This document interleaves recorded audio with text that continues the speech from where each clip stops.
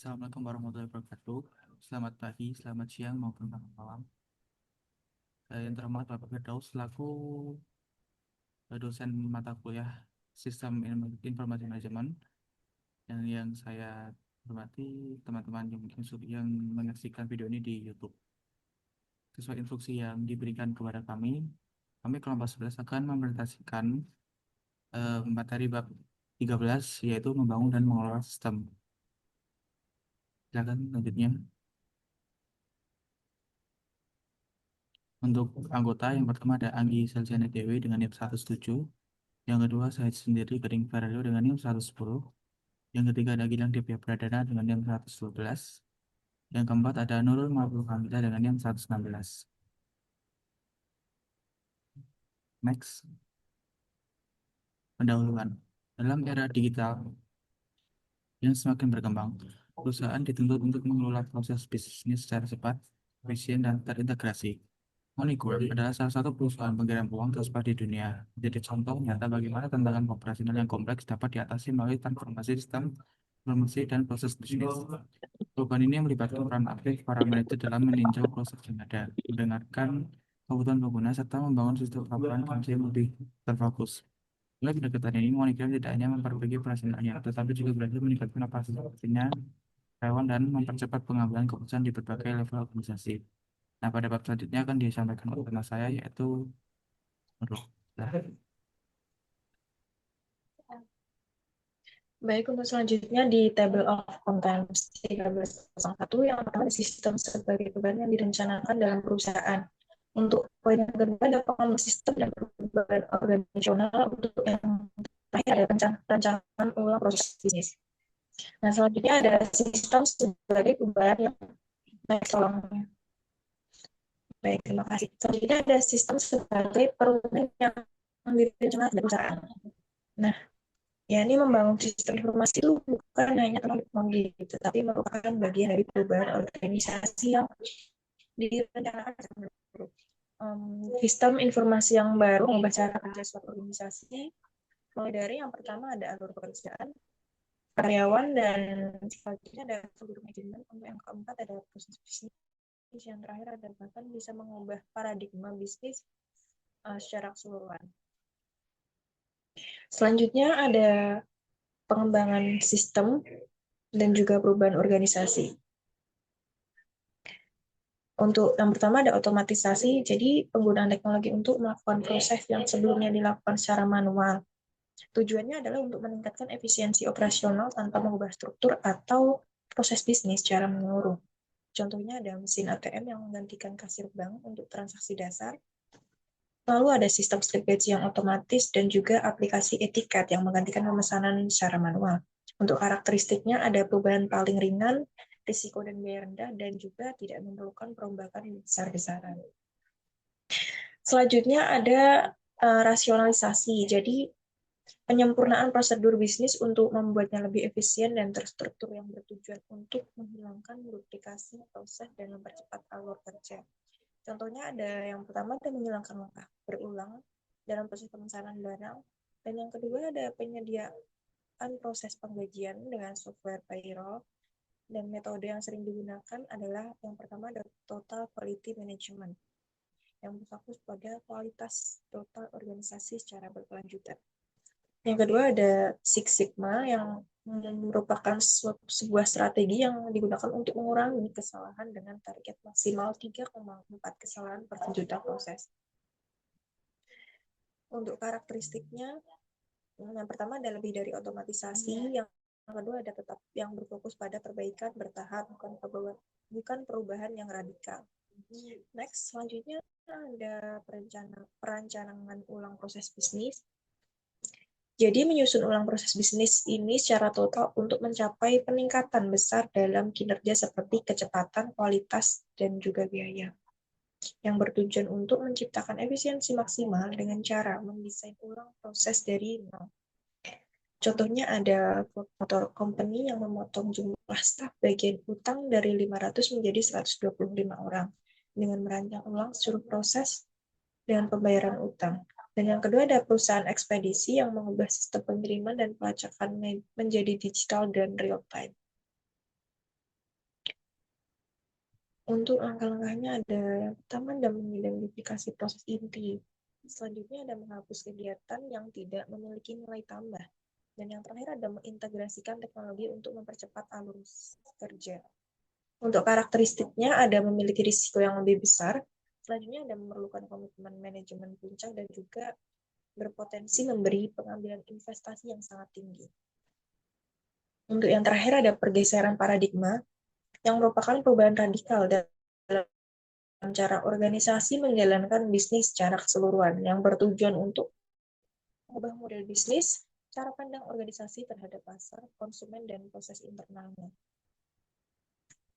Contohnya ada perusahaan penerbit koran yang beralih dari edisi cetak ke dalam platform digital penuh, dan juga ada Scanless Nasional yang mengubah sistem logistiknya untuk mengatur alur pengiriman truk nasional secara digital yang menggunakan sistem informasi yang terpadu. Untuk karakteristiknya ada risiko tinggi yang memerlukan revolusi budaya organisasi dan juga perubahan paling besar dan juga mendasar. Untuk selanjutnya terdapat sebuah gambar. Jadi selanjutnya gambar ini menunjukkan bahwa setiap bentuk perubahan dalam organisasi itu memiliki tingkat risiko dan imbalan yang berbeda-beda. Pada tingkat paling dasar ada optimisasi, yaitu perubahan kecil seperti efisiensi proses internal yang memiliki risiko dan juga imbalan yang rendah. Di tingkat berikutnya ada rasionalisasi, yakni perubahan yang lebih luas seperti restrukturisasi atau digitalisasi sebagai proses dengan risiko dan juga imbalan yang sedang. Sementara itu pada tingkat tertinggi dapat pergeseran pada yaitu besar dan menyeluruh seperti transformasi model bisnis atau budaya kerja yang memiliki risiko tinggi tetapi juga potensi imbalan yang besar. Semakin besar perubahan yang dilakukan, semakin besar pula tantangan dan peluang yang dihadapi oleh organisasi. Untuk selanjutnya, terdapat perubahan organisasi yang sering terjadi sebagai respons terhadap perkembangan teknologi informasi. Jadi terdapat 3 bentuk utama perubahan yang dijelaskan. Yang pertama ada otomatisasi yang merupakan bentuk paling awal dari perubahan organisasi, yang bertujuan meningkatkan efisiensi pekerjaan administratif atau operasional tanpa mengubah struktur organisasi. Jadi contohnya ada pencatatan slip gaji dan akses cepat dari teller bank. Yang kedua ada rasionalisasi prosedur.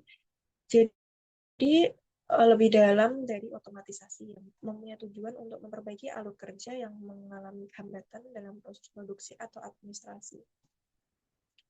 Rasionalisasi itu mengatur ulang proses agar lebih efisien dan sering ditemukan dalam penerapan manajemen kualitas, seperti Total Quality Management dan Six Sigma.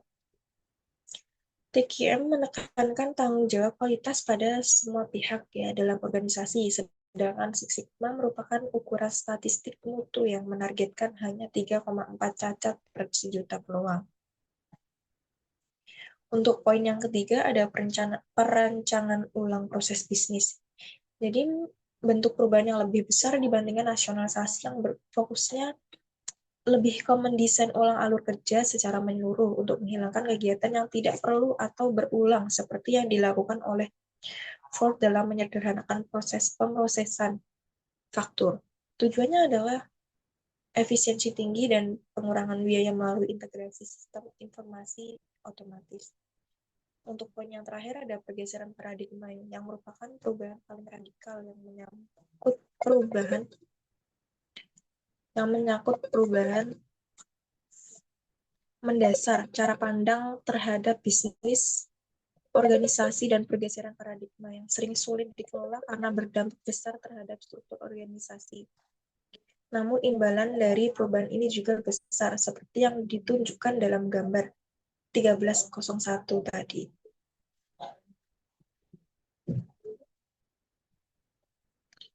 Nah, untuk yang slide selanjutnya ada perancangan ulang proses bisnis. Nah, perusahaan seperti MoneyGram kini memanfaatkan teknologi informasi untuk meningkatkan efisiensi proses bisnis. Namun untuk mencapai hal ini, perusahaan harus melakukan perubahan tahap.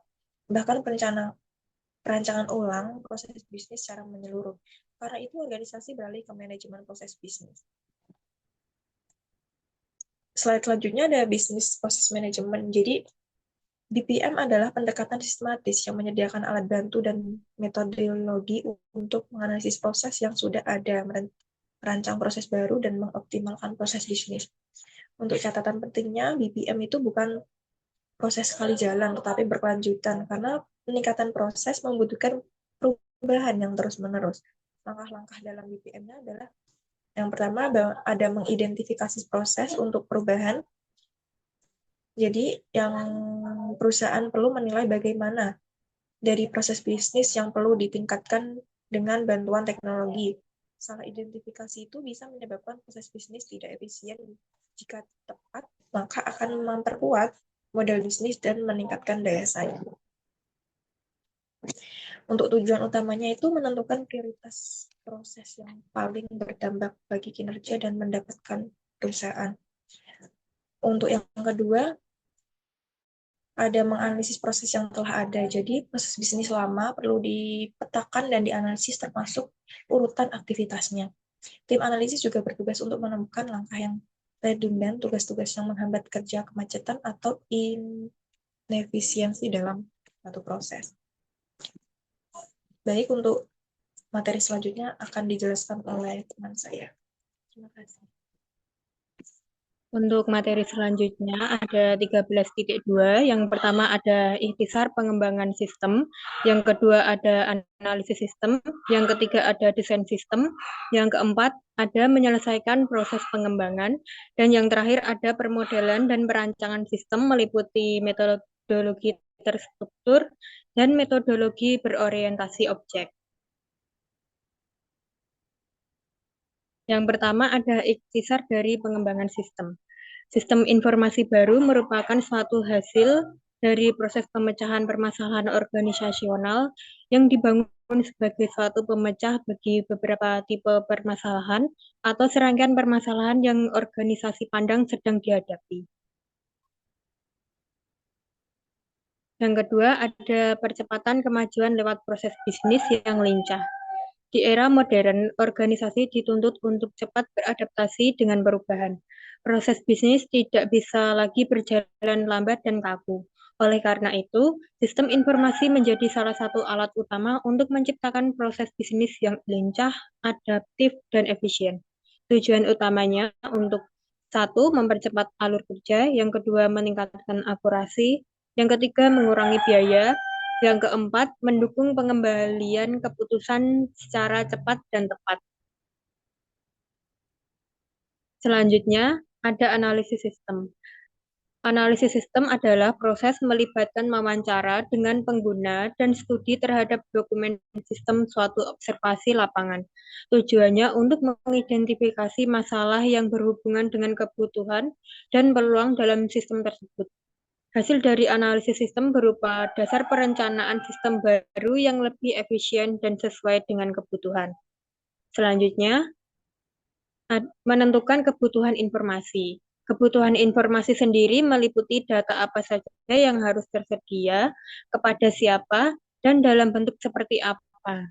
Teknik yang biasa digunakan berupa wawancara, kuesioner, dan observasi. Selanjutnya ada desain sistem. Desain sistem sendiri artinya memperlihatkan bagaimana sistem akan memenuhi sasaran. Setelah kebutuhan dipahami, langkah selanjutnya adalah membuat rancangan sistem yang meliputi desain. Yang pertama ada desain input, yaitu bagaimana data dimasukkan ke dalam sistem. Yang kedua desain proses, yaitu bagaimana data diproses untuk dikelola. Yang ketiga desain output, yaitu bagaimana hasilnya ditampilkan atau dilaporkan. Selanjutnya ada peran penting pengguna akhir. Pengguna akhir bukan hanya pemakai sistem, tetapi juga pihak yang paling mengetahui kebutuhan di lapangan.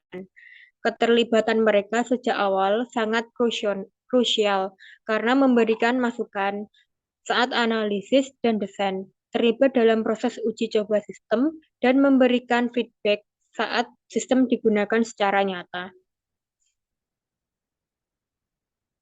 Selanjutnya ada tahapan pengembangan sistem. Yang pertama ada tahap pemrograman, yaitu tahap penulisan kode berdasarkan desain sistem. Yang kedua ada pengujian, yaitu mengecek apakah sistem bekerja sesuai harapan dan bebas dari kesalahan. Yang ketiga ada konversi, yaitu proses peralihan dari sistem lama ke sistem baru bisa bertahap atau langsung. Yang keempat, ada produksi, yaitu sistem mulai digunakan dalam kegiatan sehari-hari. Dan yang terakhir ada pemeliharaan. Dalam tahap ini, terdiri dari perbaikan, penyesuaian fitur, dan peningkatan sistem secara berkelanjutan. Selanjutnya ada permodelan dan perancangan sistem. Yang pertama ada metodologi terstruktur. Pendekatan yang sistematis dan langkah demi langkah biasanya digunakan untuk sistem besar atau bersifat stabil. Alat bantu yang digunakan berupa DVD atau Data Flow Diagram dan ERD atau Entity Relationship Diagram dan flowchart. Yang kedua ada pengembangan berorientasi objek. Pendekatan modern yang menggabungkan data dan proses dalam satu kesatuan objek, penggunaannya lebih mudah diubah dan dikembangkan secara modular. Dapat dilihat gambar di samping yang mengilustrasikan hubungan antara kelas mengenai karyawan dan bagaimana mereka dibayar. Karyawan merupakan common asector atau superkelas bagi tiga kelas lainnya. Bergaji per jam, dan sementara merupakan subkelas dari karyawan. Nama kelas berada paling atas dari kotak, atribut untuk tiap-tiap kelas berada di bagian tengah, dan tiap kotak ada daftar kegiatan operasional berada pada bagian bawah dari masing-masing kotak. Yang ketiga ada rekayasa ulang perangkat lunak berbantuan komputer, merupakan proses untuk memperbarui sistem lama agar sesuai dengan teknologi dan kebutuhan saat ini. Tujuannya untuk mengurangi biaya pemeliharaan dan meningkatkan kinerja sistem. Selanjutnya akan disampaikan oleh teman saya.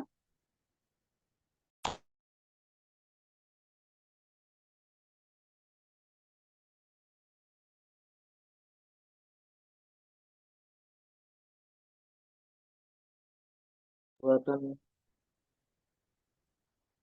kemudian selanjutnya yaitu tabel of contents. Yang pertama pendekatan alternatif penggunaan sistem, yang kedua siklus hidup sistem profesional, yang ketiga pembuatan prototipe, yang keempat pengembangan oleh penggunaan akhir, yang kelima perangkat lunak aplikasi dan ahli daya. Kemudian selanjutnya sistem hidup sistem tradisional. Sistem siklus hidup sistem adalah metode pengembangan sistem informasi yang paling tua. Metodologi siklus hidup adalah pendekatan bertahap untuk membangun sistem, membagi pengembangan sistem menjadi tahap-tahapan yang formal seperti gambar diilustrasikan pada gambar berikut. Selanjutnya analisis sistem. Tahap ini melibatkan pengumpulan kebutuhan dari pengguna atau stakeholder. Tujuannya untuk memahami masalah bisnis dan menentukan apa yang sistem harus lakukan. Kemudian perencanaan sistem. Berdasarkan hasil analisis, tahap ini merancang arsitektur dan desain sistem, meliputi desain database, antarmuka, dan struktur program. Selanjutnya pemrograman, tahap ini adalah implementasi desain sistem ke dalam program. Tim pengembangan menulis kode sesuai dengan spesifikasi desain. Pengujian, sistem diuji untuk memastikan tidak ada bug dan berjalan sesuai kebutuhan, melibatkan pengujian unit, interface sistem, dan penerimaan. Kemudian konversi, tahap ini merupakan sistem lama digantikan oleh sistem baru, bisa melibatkan migrasi data dan pelatihan pengguna, kemudian produksi dan pemeliharaan. Sistem mulai digunakan dalam lingkungan nyata, pemeliharaan dilakukan untuk memperbaiki bug, menambah fitur atau menyesuaikan dengan perubahan kebutuhan. Kemudian prototipe terdiri dari membangun suatu sistem percobaan dengan cepat dan tidak mahal bagi penggunaan akhir untuk melakukan evaluasi. Dengan berinteraksi dengan prototipe, maka pengguna dapat memperoleh gagasan yang lebih baik mengenai kebutuhan informasi mereka. Prototipe adalah versi sistem informasi atau bagian dari sistem yang sudah dapat berfungsi, tetapi dimasukkan hanya sebagai model awal saja. Setelah beroperasi, prototipe akan lebih jauh diperhalus hingga cocok sekali dengan kebutuhan penggunanya. Ketika rancangannya telah difinalisasi, prototipe dapat dikonversi menjadi sistem produksi yang jauh lebih baik. Kemudian satunya yaitu tahap-tahap pembuatan prototipe. Gambar berikut menunjukkan 4 tahapan model proses pembuatan prototipe yang terdiri dari atas tahap-tahap berikut. Yang pertama yaitu mengidentifikasi kebutuhan dasar dari pengguna. Yang kedua, mengembangkan prototipe awal. Yang ketiga, menggunakan prototipe. Kemudian keempat, merevisi dan memperbaiki prototipe. Keuntungan dan kerugian pembuatan prototipe. Keuntungan yaitu meningkatkan kepuasan pengguna, mempercepat identifikasi kebutuhan, mengurangi risiko gagal, fleksibel terhadap perubahan, kemudian mendukung proses pengambilan keputusan. Untuk kerugiannya, yaitu dokumentasi sering terabaikan, sistem akhir bisa kurang terstruktur, membutuhkan waktu dan biaya tambahan jika tak terkontrol, bisa menyusahkan pengguna, tidak cocok untuk sistem kompleks skala besar. Kemudian pengembangan oleh penggunaan akhir. End User Development atau EUD adalah pendekatan di mana penggunaan non-teknis member secara berlangsung membangun atau memodifikasi aplikasi mereka sendiri dengan alat bantu yang sederhana tanpa terlibat langsung oleh tim IT. Biasanya menggunakan software seperti Microsoft Excel, Access, Google Sheet, Visual Basic for Application atau VBA, platform no-code, low-code seperti Power Apps, AppSheet, atau Airtable. Kemudian keuntungan pengembangan oleh penggunaan akhir, yaitu cepat praktis, hemat biaya dan sumber daya TI, lebih sesuai dengan kebutuhan real, dan meningkatkan inovasi dan kemandirian. Untuk kerugiannya, yaitu kekurangan standar dokumentasi, keamanan dan infeksi rentan, potensi duplikasi atau inkonsisten data, sulit dikontrol oleh manajemen TI. Kemudian perangkat lunak aplikasi Alidaya. Perangkat lunak aplikasi yaitu perangkat lunak program komputer yang dibuat oleh membangun program melakukan proses tertentu seperti mengolah data, mengolah keuangan, membuat dokumen, atau menjalankan proses bisnis. Kemudian ada jenis-jenis perangkat lunak, yaitu perangkat lunak paket atau off-the-shelf software, kemudian perangkat lunak custom atau custom software, kemudian ketiga perangkat lunak berbasis web atau cloud, kemudian keempat perangkat lunak open source, kemudian yaitu keuntungannya yaitu meningkatkan efisiensi dan produktivitas kerja, mempermudah optimasi tugas rutin, menyediakan laporan atau analisis yang cepat dan akurat, minimalkan kesalahan manusia atau human error, kekurangan yaitu biaya yang bisa mahal, kemudian membutuhkan pelatihan dan aktivasi pengguna, bisa tidak fleksibel jika tidak sesuai dengan kebutuhan spesifik. Kemudian yaitu nomor selanjutnya yaitu Alidaya. Alidaya adalah praktik menyerahkan sebagian atau seluruh proses pengembangan sistem atau lain TI kepada pihak ketiga. Ya, kemudian jenis-jenis outsourcing. Yang pertama ada outsourcing pengembangan sistem, yang kedua outsourcing pengembangan sistem, yang ketiga outsourcing infrastruktur TI, yang keempat business process outsourcing atau BPO. Keuntungannya yaitu menghemat biaya dan waktu, terus keahlian teknologi tinggi tanpa ada beban langsung, fokus organisasi tetap pada inti bisnis, skalabilitas mudah, kekurangan yaitu resiko keamanan dan kerahasiaan data, ketergantungan tinggi pada vendor luar, kurangan kontrol langsung atas kualitas dan timeline, masalah komunikasi atau penggunaan setelah bersih. Hasilnya akan dilanjutkan oleh teman saya.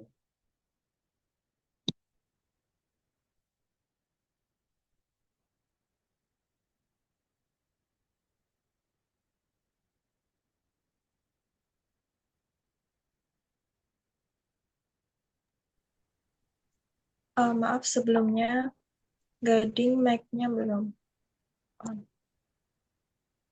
Baik, di sini saya Bahkan menjelaskan ada 4 super yaitu yang pertama ada pengembangan aplikasi perusahaan digital, yang kedua ada pengembangan aplikasi cepat, yang ketiga ada pengembangan berbasis komponen dan layanan web, dan terakhir ada pengembangan aplikasi mobile. Nah, yang pertama yaitu pengembangan aplikasi perusahaan digital. Dalam lingkungan perusahaan digital, organisasi tersebut dapat menambahkan, mengubah, dan menggantikan kemampuan teknologi mereka dengan sangat cepat untuk menanggapi perubahan yang baru. Selanjutnya, dengan cara yaitu ada RAD atau Rapid Application Development. Digunakan untuk menggambarkan pembuatan sistem yang dapat dilangsungkan dalam waktu singkat. RAD dapat mencakup penggunaan pemrograman visual dan perangkat lainnya untuk membuat antarmuka grafis bagi pengguna. Nah, contohnya ada Spotify, ada Uber, ada Dropbox, dan juga ada Instagram.